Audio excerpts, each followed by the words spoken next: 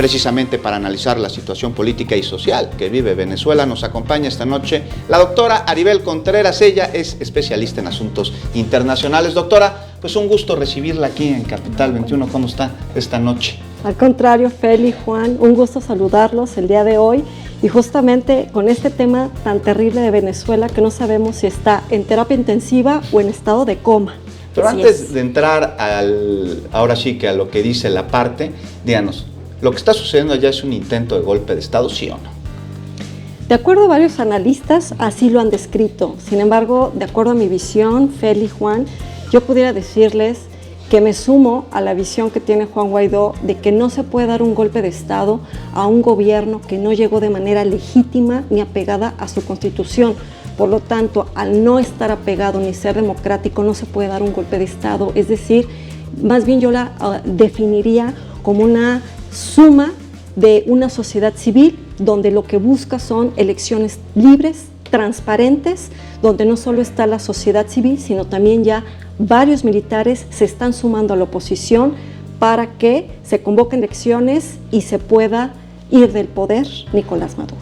Y que ha sido una petición de los ciudadanos, de una parte de los ciudadanos venezolanos. En un principio se comentaba desde que se eligió de nueva cuenta a Nicolás Maduro y sin duda que las protestas van subiendo de tono, doctora, y esto es preocupante porque lo que veíamos ayer, Juan, cuando las tanquetas atropellan a los ciudadanos, nos da una muestra de que esto puede ocurrir en otras protestas que se van a seguir presentando seguramente. El escenario no es nada favorable para los venezolanos.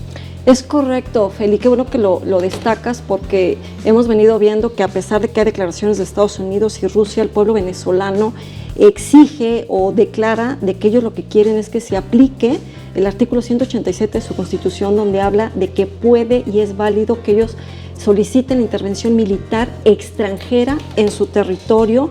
Y de igual manera hemos venido viendo que, como tú bien decías, el tono ha venido subiendo y de hecho apenas hace unos 5 minutos Nicolás Maduro tuiteó que convoca a una reunión este fin de semana con la fuerza opositora más su partido para supuestamente buscar un diálogo para poder hacer un plan de cambio. Sin embargo, el pueblo venezolano no quiere diálogo con él, sino lo que quiere es que ya se salga del país. Doctor, aparte de la comunidad internacional y por lo que nos acaba de decir usted también, considera que el gobierno de Nicolás Maduro no es legítimo. ¿Qué opina entonces sobre la actuación del gobierno mexicano en relación al conflicto que se vive allá? ¿Qué tan diferente es lo que está haciendo la administración actual a lo que se hizo cuando España tuvo una guerra civil? Muy interesante tu reflexión y pregunta, Juan, porque si bien es cierto que hemos venido viendo que es un tema mediático desde el año pasado, con este tema de Venezuela, donde se ha criticado y se ha cuestionado al gobierno de México este tema de la neutralidad, comparándolo con el tema del franquismo, también lo es que la época que se vivía y el contexto que se estaba dando, una cuestión de España y México, el contexto de que llegó Franco al gobierno a través de un golpe de Estado. Similar a lo que está sucediendo ahorita en Venezuela, lo que hizo Franco, ¿podríamos compararlo con lo que está haciendo Guaidó? En algunos matices sí, okay. En otros matices no lo es, porque en este caso Juan Guaidó, por constitución, por ser el presidente de la Asamblea Nacional de Venezuela, pudiera tomar precisamente el rol de presidente interino. Sin embargo, en ese momento, cuando México rompe relaciones diplomáticas y cobija a los refugiados españoles, no es lo mismo de lo que estamos viviendo hoy, ya que el actual gobierno, pues obviamente Juan Guaidó no está ejerciendo un golpe de Estado, muchos militares todavía están en resistencia y al final de cuentas México no va a romper relaciones diplomáticas, eso nos queda ya claro por esta postura neutral. Lo que sí la comunidad internacional le exige al gobierno de venezolano y por lo tanto los venezolanos le piden a México que se sume es a que se sume al velar los derechos humanos y que se respete también la democracia en dicho país, cosa que son dos elementos claves que su propia Constitución lo reconoce en el artículo 350, además de las convenciones internacionales donde Venezuela es parte y que no lo está cumpliendo. Categóricamente no está cumpliendo el gobierno de Nicolás Maduro con la democracia, lo podemos afirmar, hay pruebas para señalarlo. No lo hizo desde las elecciones.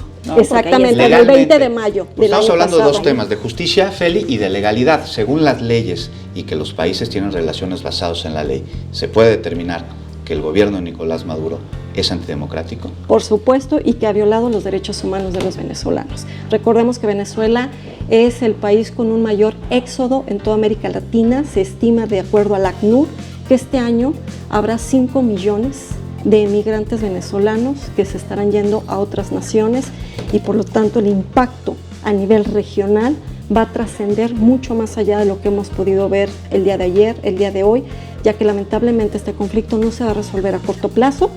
Y recordemos, de acuerdo a mi visión, que Venezuela se está convirtiendo en un epicentro de una segunda nueva guerra fría entre Estados Unidos y Rusia. Y donde están de por medio miles de venezolanos que solo están pidiendo mejores condiciones de vida, de trabajo, la democracia, la justicia, que no se ve que pueda llegar en un corto plazo, como lo dice doctora, y que sin duda los ojos del mundo van a seguir en Venezuela, porque no solo afecta a la gente que está ahí, esto se está yendo hacia otras partes. México tiene comunidad venezolana, hay en Estados Unidos, hay en otros países que se sienten impotentes de ver todo lo que está ocurriendo y de no poder estar ahí para apoyar a aquellas personas que están en la lucha. Es correcto, Feli, de ahí que ni la ONU ni la OEA pueden tener campo de acción. De acuerdo al derecho internacional, pues todo es meramente voluntario, mera recomendación, pero no hay una obligatoriedad por parte de un país, en este caso Venezuela, para poder cumplir ni siquiera una resolución por parte del Consejo de Seguridad. Así que lamentablemente esto nos dará todavía mucho tiempo de qué hablar y seguiremos viendo esta lucha al interior del país y también la división dentro de la comunidad internacional. Así es, un tema complicado que seguiremos Bastante. atendiendo aquí en 21 Noticias. La próxima vez me gustaría hablar sobre quién está atrás de Guaidó, si son los Estados ¿También? Unidos. Seguramente. Eso Muchas es un hecho. gracias, doctora. Ahí está el tema pendiente. Gracias, doctora, Ahí está. por estar con nosotros.